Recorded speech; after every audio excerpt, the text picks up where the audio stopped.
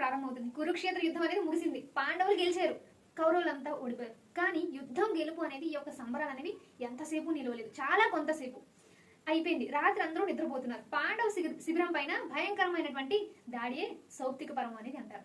అయితే యుద్ధం ముగిసింది. 18వ రోజు రాత్రి అశ్వత్థామ తన తండ్రి అయినటువంటి ద్రోణాచార్యుని యొక్క మరణానికి ఎలాగైనా సరే ప్రతీకారం అనేది తీర్చుకోవాలని తను అనుకుంటాడు. అశ్వత్థామ ఒక మర్రి చెట్టు కింద అయితే కూర్చున్నాడు. కూర్చొని ఆలోచిస్తున్నాడు అనమాట. అలా ఆలోచిస్తుంటే అక్కడికి ఒక గుడ్లకు వచ్చింది. ఒక రాత్రిపూట వచ్చి అది కాకులకి వేటాడడం అనేది చూసింది.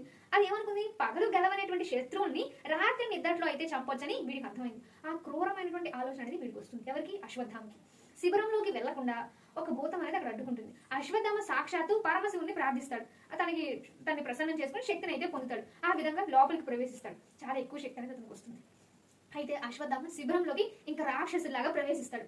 మొదట తన తండ్రిని చంపినటువంటి దుష్యధుని నిద్రలోనే తన జుట్టు పట్టుకొచ్చి ఈడ్చి బయటికి తీసుకొచ్చి పశువుని చంపినట్టు అతన్ని కొట్టి చంపి కాలుతో తన్ని మెడ నిలిపి మరి అతన్ని అక్కడ భీకరంగా చంపేస్తాడు. ఆ తర్వాత శిఖండిని పాంచాల వీరులందరినీ కూడా నరికేస్తారు. బయట అక్కడ కాస్తున్నారు ఎవరు? కృపుడు కాస్తున్నాడు, అలాగే కృతమారు, వీళ్ళిద్దరు కూడా అక్కడ కాపలా ఉన్నారు. మిగతా పారిపోతున్న వాళ్ళు ఉంటారు కదా, వాళ్ళని పట్టుకొని వీళ్ళు దారుణంగా చంపేస్తున్నారు. ఆ రాత్రి పాండవ శిబిరం మొత్తం కూడా రక్త బీరులతో శుభ్రంగా తడిచిపోయింది. చీకట్లో అశ్వత్థామ చాలా పెద్ద తప్పే చేశాడు. నిద్రపోతున్నటువంటి 5 ఉప పాండవులు ఉన్నారు కదా, అంటే ఈ యొక్క పాండవుల యొక్క పుత్రుడు, వారే వీళ్ళు పాండవులు అని చెప్పి వాళ్ళ యొక్క తలలు మొత్తాన్ని కూడా అక్కడ నరికేస్తాడు. ఆ తలలు తీసుకుని ఎక్కడికి వెళ్తాడు? ప్రాణాపాయ స్థితిలో ఉన్నటువంటి దుర్యోధను దగ్గరికి వెళ్ళి పాండవ వంశం మొత్తం కూడా నాశనం అయిపోయిందని చెప్తాడు. ఈ వార్త వింటాడు దుర్యోధనుడు, హ్యాపీగా చచ్చిపోతాడు. ఉదయం ద్రౌపది తన బిడ్డల మరణాన్ని చూసి ఇంకా ఏడుస్తుంది. గుండెలు పగిలి మరీ ఏడుస్తుంది ఆ తల్లి.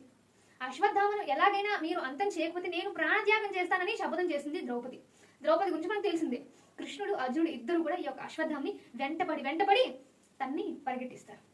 అయితే అశ్వత్థామ అపాండవం అంటూ బ్రహ్మాస్త్రాన్ని తను ప్రయోగిస్తాడు. అది నేరుగా వెళ్ళి అభిమానిని యొక్క భార్య ఉత్తరం ఉంది కదా, ఆమె తన గర్భంలో ఉన్నటువంటి శిశువుపై దాడి చేయడం జరుగుతుంది. పాండవ వంశం అనేది ముగిసిపోవాలని వాడు చేసినట్టు కుట్ర అది, అంతే. కానీ శ్రీకృష్ణుడు ఉన్నాడు, తన దైవికమైనటువంటి శక్తితో ఉత్తర గర్భంలో ఉన్నటువంటి పిండానికి తను ప్రాణం అనేది పోస్తాడు. ఆ బాబే భవిష్యత్తులో కురు వంశాన్ని నిలబెట్టినటువంటి పరీక్షితుడు.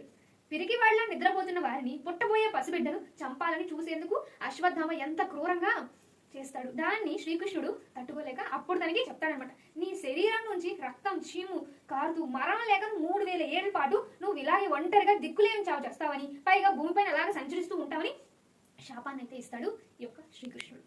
లాస్ట్కి చివరికి ఇంకా అశ్వత్థామ దగ్గర పైన ఉన్నటువంటి ఆ నుదిటిని, ఆ మణిని కూడా తీసేసుకొని నువ్వు ఒక అనేదలాగా నువ్వు బతుకని చెప్పి తన్ని వదిలేస్తాడు. ఇలా కురుక్షేత్ర యుద్ధం అనేది ఒక మహా విషాదంతో అయితే ముగుస్తుంది. తర్వాత మనకి శ్రీపర్వం అనేది ప్రారంభమవుతుంది.